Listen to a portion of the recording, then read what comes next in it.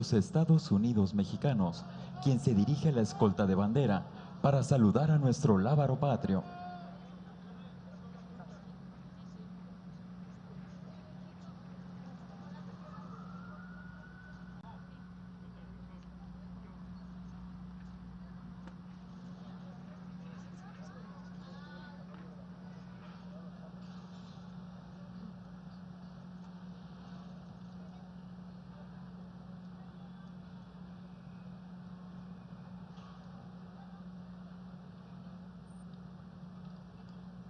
Damos inicio a esta ceremonia con los honores al presidente constitucional de los Estados Unidos mexicanos.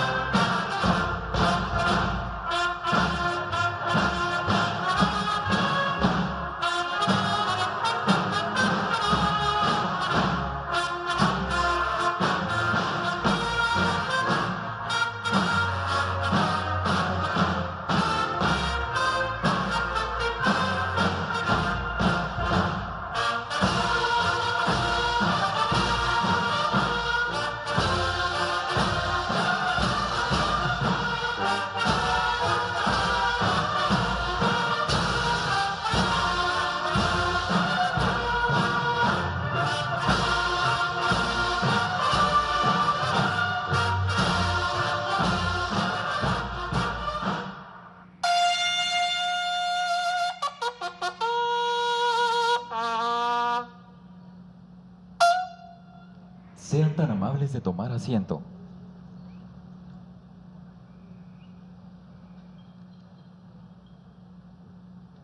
Preside esta ceremonia con motivo del 50 aniversario luctuoso del general Lázaro Cárdenas del Río, el presidente constitucional de los Estados Unidos mexicanos, licenciado Andrés Manuel López Obrador.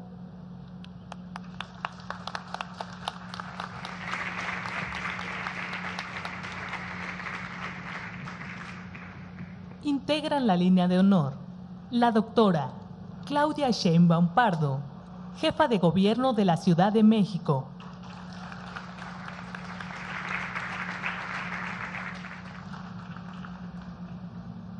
Diputada Dolores Padierna Luna, vicepresidenta de la mesa directiva de la Cámara de Diputados.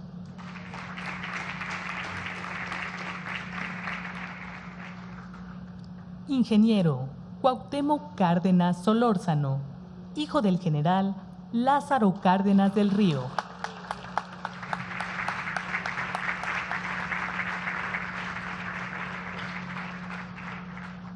Doctor Lorenzo Meyer, historiador y académico mexicano.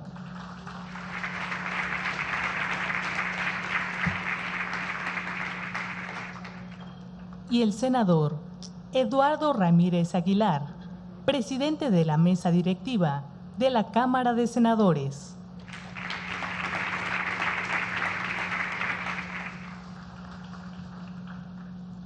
También nos acompañan Gabinete Legal del Gobierno de México, invitados especiales, representantes de medios de comunicación y quienes nos siguen por internet a través de las redes sociales.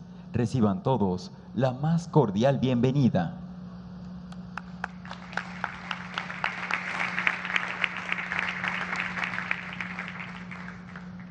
Hace uso de la palabra el historiador Lorenzo Meyer.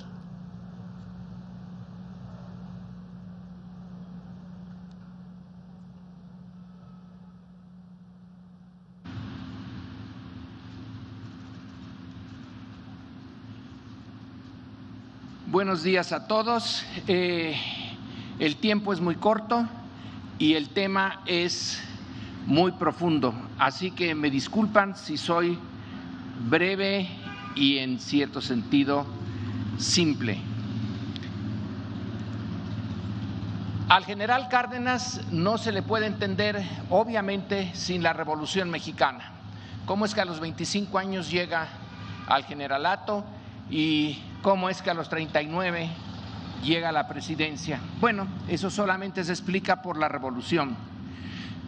El régimen bastante anquilosado del Porfiriato se pone boca arriba y tenemos entonces la posibilidad de una enorme emergencia de gente joven que hubiera quedado en el anonimato sin la revolución.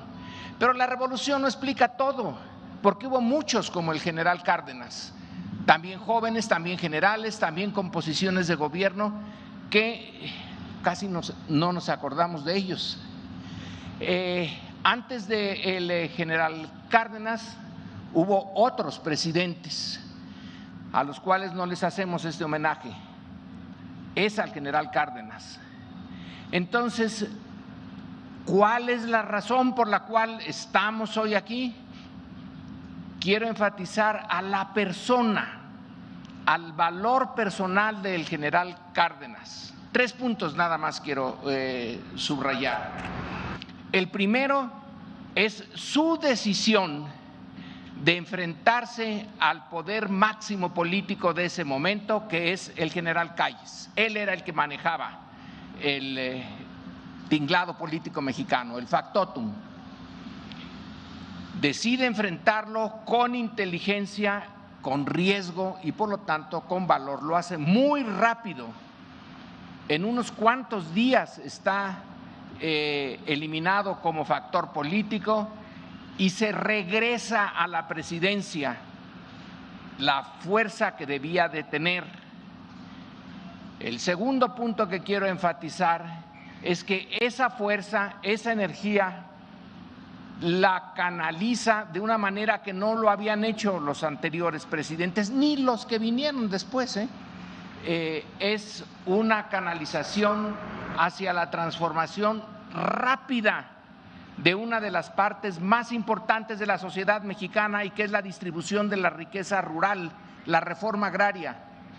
Son 20,000 hectáreas las que el general Cárdenas reparte entre 766,000, vamos a ponerle así, campesinos. Es una de las grandes transformaciones de la estructura social, también de la económica, pero sobre todo de la social. Es un ajuste de cuentas con la historia mexicana, darle ese reconocimiento y esa posibilidad al mundo rural. Entonces son 2 puntos. Primero, enfrentarse a Calles, transformar la presidencia. El segundo, transformar al México rural. Y el tercer punto, y muy importante, es el enfrentarse a los poderes extranjeros. El general Cárdenas no nacionalizó la industria petrolera de la noche a la mañana. Hizo un esfuerzo por crear una empresa mixta, una empresa anglo-mexicana, en donde los ingleses se vieron forzados a reconocer lo que la Constitución de 17 había propuesto, que la propiedad original del petróleo era de la nación. Casi se consigue eso en función de Poza Rica, que se acababa de descubrir y se iba a explotar. Pero otras razones, una concentración, una decisión y una concentración de fuerza de todas las petroleras hizo que finalmente esta posibilidad no se hiciera y se forzó al general Cárdenas a ir más lejos, más profundo, más radical a la expropiación y nacionalización definitiva del petróleo. Eso que el embajador norteamericano Josephus Daniels llamó un rayo que salió de un cielo donde no había nubes, estaba despejado. ¿De dónde salió? otra vez, de esa parte de la personalidad del general Cárdenas de usar ese poder acumulado y ahora ya con una base social realmente fuerte por la reforma agraria y su apoyo al movimiento obrero, y logra lo que no habían logrado ni de Carranza, Obregón y Calles, que era hacer efectivo el artículo 27 en su párrafo cuarto, que es la nacionalización del petróleo. Yo creo que eso es lo que nos tiene, entre otras cosas, aquí, y donde termino poniendo el énfasis en el general Cárdenas como persona, como individuo, no solo como representante de la Revolución Mexicana, sino el valor individual del general. Muchas gracias.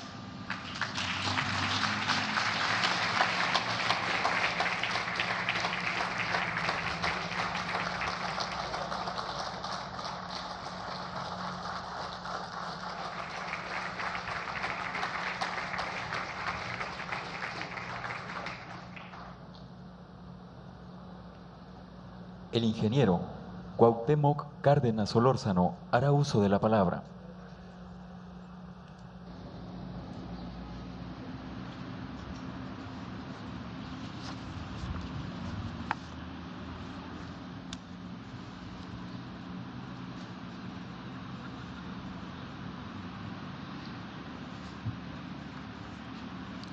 Señor licenciado Andrés Manuel López Obrador, presidente de la República, amigos todos, hoy se cumplen 50 años del fallecimiento de Lázaro Cárdenas, voz y conciencia del México profundo.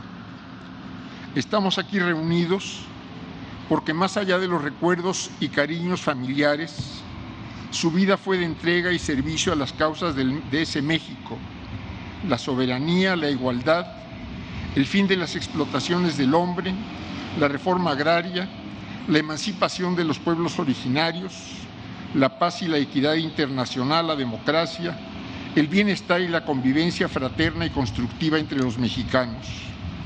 Dejó un valioso legado para las generaciones que han seguido a la suya. Desde muy joven, como se sabe, se incorporó a la Revolución Mexicana y desde entonces se identificó e hizo suyas las causas reivindicatorias, y en las distintas trincheras a las que ganó acceso y valiéndose de todas sus capacidades, buscó impulsarlas para convertir las aspiraciones en realidades. Cárdenas fue indiscutiblemente un hombre de la revolución. Tuvo la convicción, y así en algún momento lo declaró, que la Revolución Mexicana en sus posiciones avanzadas era compatible con los principios del socialismo en su ulterior e inevitable desarrollo. Esto es, que antes de llegar a esa etapa, quiero pensar, tendrían que cumplirse los objetivos y dar satisfacción ante el pueblo de los compromisos de la revolución. Imaginó y luchó por un México de respeto absoluto a los derechos de la gente, a sus libertades ciudadanas, con una amplia intervención del Estado en la economía para garantizar crecimiento, distribución equitativa de beneficios entre trabajo y capital, equilibrios regionales, mercados competitivos con equidad, consumación de la reforma agraria, impulsando la organización ejidal colectiva donde resultara conveniente, propiedad privada con sentido social, tanto de los medios de producción como del suelo, erradicación de toda violencia de la vida pública, respeto a la autodeterminación y a la no intervención, repudio a toda acción bélica, apoyo a todo esfuerzo en favor de la paz y negociación pacífica de diferencias internacionales, solidaridad activa con los pueblos en lucha por su liberación, cooperación internacional sobre bases de equidad, cuidado y manejo racional de los bosques, con una democracia de profundas raíces nacionales, sin desconocer las aportaciones de otras corrientes de pensamiento y diferentes experiencias y prácticas compatibles con esta, con pleno respeto y sin la más mínima limitación por las ideas expresadas o las posiciones políticas, filosóficas, sociales asumidas por cualquier ciudadano o cualquier colectivo. Su lucha más importante, la que más íntimamente sintió, fue la del rescate del ejercicio pleno y efectivo de la soberanía nacional. Por eso se aplicaron durante su gobierno los principios de la reforma agraria a las propiedades de extranjeros que incumplían con la ley. De ahí también el cumplimiento estricto de los pactos internacionales suscritos a nombre de nuestro país, los llamados a la paz y las protestas por las invasiones del nazifascismo y el militarismo japonés, la solidaridad internacional practicada con la República Española y el asilo a los perseguidos políticos y, desde luego, la expropiación de las compañías petroleras, haciendo respetar los fallos de la justicia mexicana y manteniendo en alto la dignidad nacional. Fue un decidido impulsor de la educación popular, de la escuela rural, las escuelas hijos del ejército, los internados indígenas, las escuelas para hijos de trabajadores, el Instituto Politécnico Nacional, las normales rurales. Luchó porque los pueblos originarios se incorporaran con equidad social, económica y política al desarrollo nacional, respetando costumbres, formas de organización tradicional y peculiaridades, reconociendo sus culturas y los aportes de estas al desenvolvimiento de la cultura nacional, así como restituyendo tierras a las que legítimamente tenían derecho. Durante el periodo de gobierno 1934-1940, numerosos escritores y artistas fueron activos en impulsar las ideas y la obra revolucionaria. Crearon la Liga de Escritores y Artistas Revolucionarios, la LEAR, y el Taller de la Gráfica Popular, y tuvieron una intensa actividad en el muralismo, la creación musical, el desarrollo del cine. En esos años nació el Instituto Nacional de Antropología e Historia, que desde entonces realiza una valiosa labor en el rescate y cuidado de nuestro patrimonio histórico, y se decretó que el Castillo de Chapultepec albergara el Museo Nacional de Historia. Durante su gobierno fue intensa la estructuración institucional. Se crearon entonces el Banco Ejidal, Almacenes Nacionales de Depósito, el Banco Nacional de Comercio Exterior. El Banco de México dejó de ser un banco de depósito para transformarse en Banco Central, Petróleos Mexicanos y su antecesora Petromex, la Comisión Federal de Electricidad, la Secretaría de Guerra y Marina se transformó en Secretaría de la Defensa Nacional y se crearon asimismo, como dependencia directa del titular del Ejecutivo, los departamentos autónomos de Marina, Forestal, de Caza y Pesca, Asuntos Indígenas, Educación Física y Asistencia Social Infantil. Tuvo clara conciencia de las capacidades y limitaciones propias. Confió en los conocimientos y criterios de muchos otros para sacar adelante compromisos y problemas. Nunca dudó innecesariamente de los demás, a menos que hubiera razones objetivas para ello. Armó numerosos equipos de trabajo, de los que fue parte y no quien por su reconocida personalidad y trayectoria fijara forzosamente las pautas de las acciones a seguir.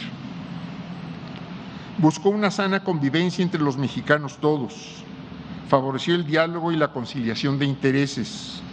Así logró la pacificación de su estado natal durante la rebelión cristera y por esa misma actitud surgieron, ya a cargo del Ejecutivo Federal, los 14 puntos de la política obrera. El encuentro cara a cara, no rehuir e ir personalmente al encuentro de los problemas, donde estos aparecían y entre quienes se mostraban descontentos, fueron constantes de su conducta pública. Ante conflictos que pensó podía contribuir a solucionar con su presencia, nunca se valió de terceros para ello. Fue militar orgulloso de serlo, pugnó por el mejoramiento material y social de los cuerpos armados y buscó que los miembros de las fuerzas políticas participaran, como cualquier ciudadano, en la vida política y cívica del país. De ahí surgió el sector militar en el partido político del gobierno, que buscaba la presencia de los miembros de las Fuerzas Armadas en las decisiones de las organizaciones sociales y políticas, en las que podían participar por fuera de sus tiempos de servicio, así como su integración en la convivencia cotidiana con los grupos civiles de la población. En este sentido, interpretó el sentir de sus compañeros de armas, que nunca fueron apolíticos y no veía razón para que evitaran manifestar en cualquier momento su sentir ante los problemas de la nación, de su institución o de su entorno social, sin por ello tener que acatar el criterio o preferencias de sus superiores. En este sentido, Cárdenas fue un militar civilista. Fue activo en las luchas populares, las luchas emancipadoras de su tiempo. En la Revolución formó parte de sus posiciones agrarias, educativas y sociales más avanzadas. Creyó y fomentó la unidad y organización de obreros y campesinos como forma de fortalecerlos en sus reivindicaciones y luchas sociales y políticas. Fue solidario con los mineros de Nueva Rosita y Cloete en su huelga demandando mejores condiciones de trabajo al American Smelting. Condenó con fuerza el crimen de Rubén Jaramillo y su familia y fue también un empeñoso luchador por la liberación de los presos ferrocarrileros del 59 y de los presos políticos del 68. Fue respetuoso de la oposición, como se puede constatar ante los persistentes y viscerales ataques de las oposiciones, respondiendo a ellos con su labor política y conducta cívica, pues sabía qué y quiénes las movían y quiénes las representaban, con la convicción que no significaban riesgo alguno a la obra de la revolución y menos a los principios que normaban su proceder, sino que se fortalecían estos respetando a esas oposiciones que por tronantes y agresivas que fueran, solamente ejercían su derecho constitucional a la disidencia. Termino diciendo que para honrar a Lázaro Cárdenas sobra la lisonja del discurso. Para hacerlo, es necesario retomar con firmeza y entusiasmo las causas que él hizo suyas: el rescate pleno de la soberanía nacional, el romper las cadenas de la dependencia política y económica, manteniendo incólume la dignidad de la nación, el fortalecimiento político de los trabajadores del campo, la industria, el taller y los servicios mediante su organización, elevar las condiciones de vida de la gente, promover la paz y la convivencia fructífera entre las naciones. Esa será el mejor recuerdo y la forma genuina de honrar a Lázaro Cárdenas. Muchas gracias.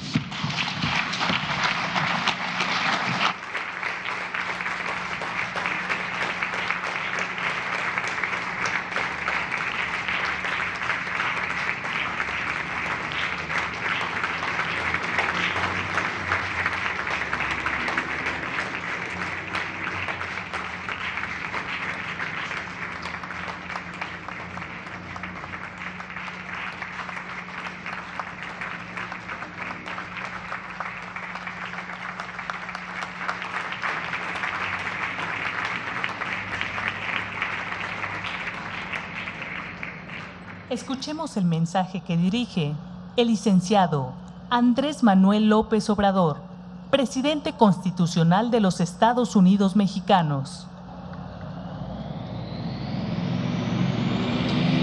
Ingeniero Cuauhtémoc Cárdenas Solórzano,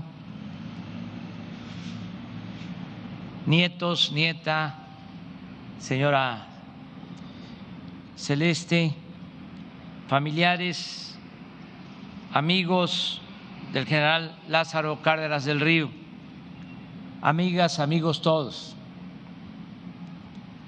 Al lado de Miguel Hidalgo, José María Morelos, Benito Juárez, Francisco I. Madero, el general Lázaro Cárdenas del Río es una de las figuras históricas más inspiradoras para el gobierno que represento, el gobierno de la Cuarta Transformación.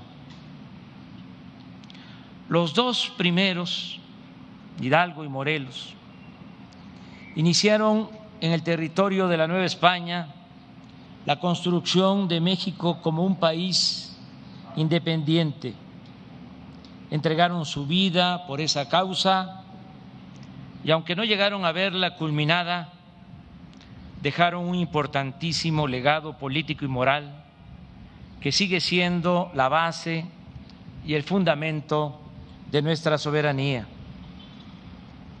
Además, a ellos debemos trascendentes actos de justicia, como la abolición de la esclavitud decretada por Hidalgo el 6 de diciembre de 1810 en Guadalajara, Jalisco, o los principios igualitarios plasmados por Morelos en los sentimientos de la nación, dados a conocer en Chilpancingo, Guerrero. Benito Juárez García, a quien considero el mejor presidente en la historia de México, no solo fue un férreo defensor de la patria, sino también un hombre honesto y austero. Venció al bando conservador, emancipó al poder público de la subordinación al clero, condujo al país en el triunfo contra la intervención francesa y el imperio y restauró la república. Pero además no se dejó derrotar por los oropeles del poder y llevó como presidente de la República una vida sencilla y modesta. El presidente Madero, llamado apóstol de la democracia, fue también un mártir de la libertad. Puede decirse que su breve gobierno de apenas 14 meses, surgido tras el derrumbe del Porfiriato y violentamente interrumpido por el cuartelazo de Victoriano Huerta, fue el único periodo verdaderamente democrático que se vivió en México en el siglo XX. Nadie tan demócrata como Madero. La reacción golpista, como sabemos, no logró mantenerse en el poder por mucho tiempo y el traidor Huerta fue derrotado por las facciones revolucionarias, lo que inició un ciclo de violencia fratricida que no habría de terminar sino hasta 10 años después, con la llegada al poder de Plutarco Elías Calles y la fundación del Partido Nacional Revolucionario. Sin embargo, el ideal antireeleccionista que había dado inicio a la revolución se vio traicionado por el maximato, una simulación impuesta por Calles para reservarse los hilos del poder mediante el tutelaje de los presidentes formales. La llegada del general Cárdenas a la presidencia significó, como aquí se ha dicho, el fin del maximato y el inicio de una etapa nueva caracterizada por trascendentes decisiones nacionalistas y de profundo contenido humanista. La diferencia principal entre Cárdenas y los líderes revolucionarios que se repartieron el poder entre 1917 y 1934 reside en que el general Cárdenas fue capaz de concebir un proyecto de país y de Estado con instituciones dedicadas a procurar el bienestar de la población. Fue, pues, el general Cárdenas un estadista con dimensión social. Su estrategia fue sencilla, pero profunda. Primero, apoyó al pueblo y se ganó su confianza. Luego, lo organizó y con ese respaldo popular recuperó el petróleo y otros bienes de la nación que Porfirio Díaz había entregado a particulares, principalmente extranjeros. Como gran estadista comprendió que la agricultura y la industria, bases fundamentales del desarrollo del país, debían sustentarse en la mejoría de las condiciones de vida de campesinos y obreros, y a ello dedicó buena parte de sus empeños como gobernante. Impulsó la reforma agraria, en efecto, entregó 20 millones de hectáreas a 1 millón de familias campesinas,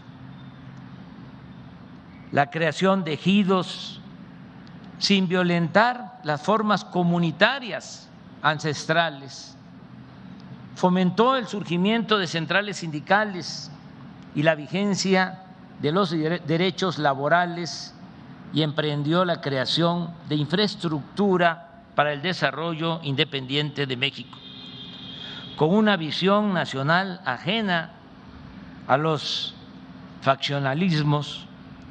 Reconoció el papel de los empresarios en la economía y suspendió la hostilidad oficial hacia la Iglesia Católica. Uno de los aspectos más entrañables que se recuerdan de la presidencia cardenista es la solidaridad que brindó a la República Española, agredida y a la postre destruida por el fascismo, y la generosidad con que recibió al exilio español en nuestro país. Además de este y otros gestos de profunda humanidad y solidaridad, la política exterior del presidente Cárdenas tiene una faceta que denota su genio político, la habilidad para mantener buenas relaciones con Estados Unidos sin ceder un centímetro de soberanía nacional y sin transigir en la defensa de los intereses de México. En ese sentido, la nacionalización de los ferrocarriles y de la industria petrolera representan hazañas dobles, por lo que significaron de positivo para la independencia y el desarrollo económico del país y porque su realización produjo ciertamente inconformidades y roces diplomáticos, pero no conllevó conflictos internacionales de grandes dimensiones. Aquí agregaría que se tuvo la fortuna de que en Estados Unidos gobernaba un titán de las libertades, Franklin Delano Roosevelt, y el embajador de Estados Unidos en México, Daniel, era también un hombre progresista y respetuoso de la soberanía de nuestro país. Por lo demás, el general Cárdenas fue un mandatario que escuchaba a la ciudadanía, que convivía con los humildes y los desposeídos y que no permitió que el cargo lo separara de la gente común. Ha sido, sin duda, el general Cárdenas el presidente que más amor y respeto ha profesado al pueblo.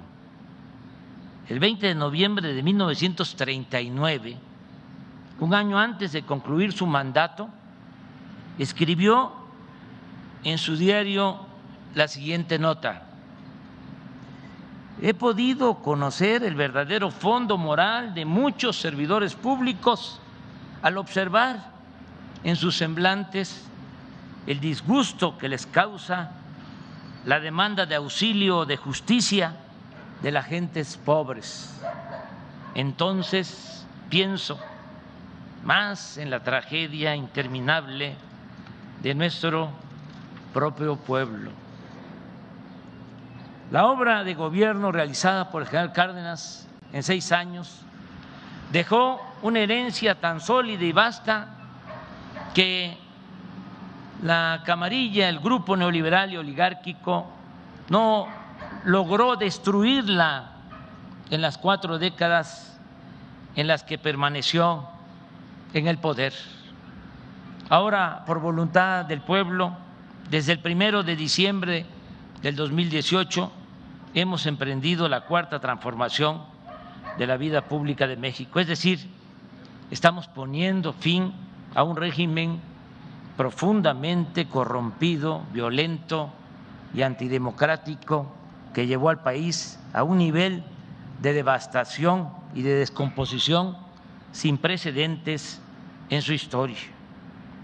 El divisionario de Jiquilpan, Michoacán, fue el más importante consumador de la Revolución Mexicana, que fue la gran transformación, la 3ª gran transformación en la historia del país.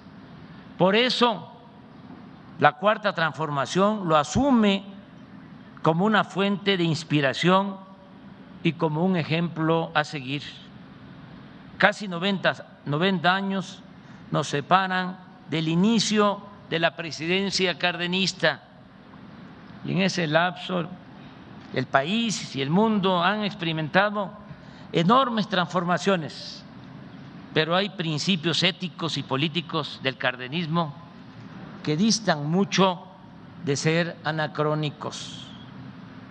Por el contrario, resultan particularmente vigentes y necesarios para quienes estamos empeñados en llevar a cabo la construcción de un país que no excluya a nadie, una economía que no deje a ninguno en la intemperie, una moral pública a prueba de lucros y ambiciones, una institucionalidad que no oprima y un Estado que tenga por fin último el bienestar de la población. Por eso, este 19 de octubre, cuando se cumple medio siglo de ausencia física del general Cárdenas, su memoria es una presencia entrañable e irrenunciable en la nación que estamos construyendo. ¡Viva el general Lázaro Cárdenas del Río!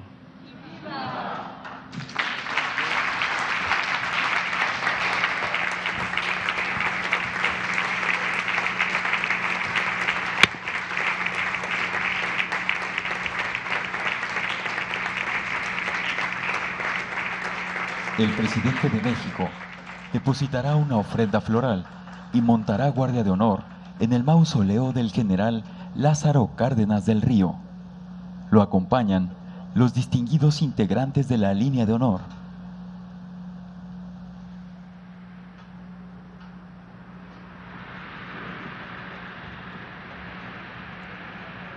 Solicitamos a nuestros invitados especiales permanecer en su lugar.